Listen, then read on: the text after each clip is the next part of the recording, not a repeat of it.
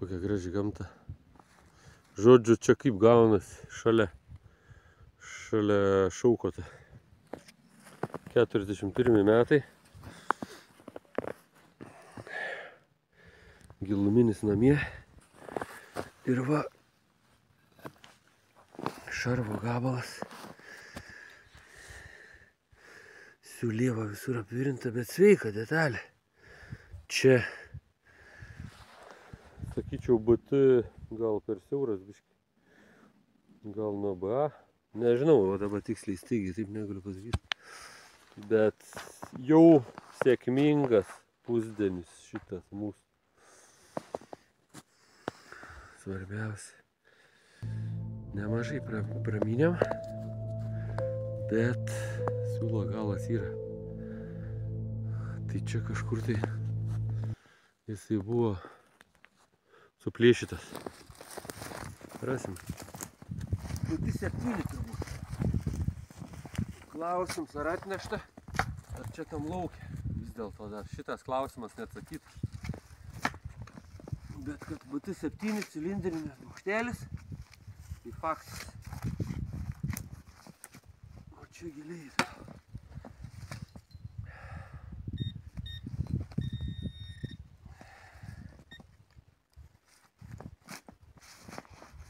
Kai nieko nerandi, noris nors kažką rasti. Kai kažką randi, noris tada didesnę dalį rasti. Taip ir keliaujam po tos miškus.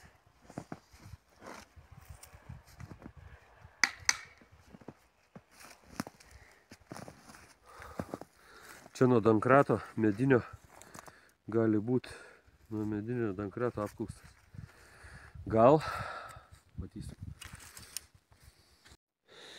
Nu, duobės jau didėja. Kas atspės, kas šitoj duobėje bus. Nuo BT7 gal vėl.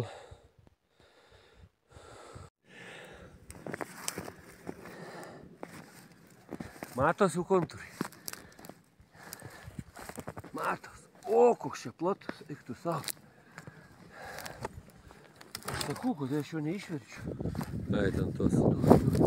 Čia ką, vakaras, kai visada link vakarą pradeda krist. Gėris iš žemės. Va tavo pamačiau formą, iškart supratau, kad po pabūklų šarvelis tas lemtingas.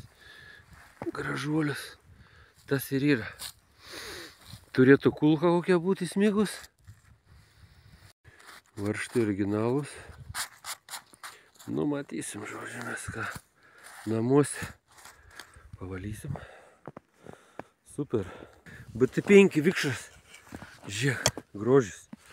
Super. Seno modelio tankų. Nu, dabar viskas aišku, BT5 nedažnai pasitaiko. Trečias, sakyčiau, trečias Lietuvoj. Arba ketvirtas. Seno dizaino visiškai. Netgi gal nelabai vykę buvo. Kažkur čia važiavo.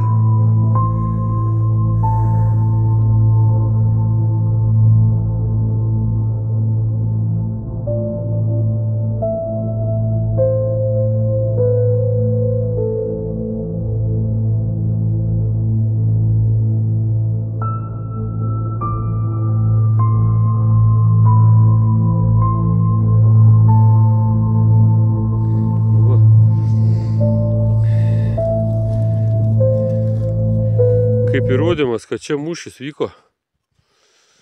Skeveldra atskridus technikos.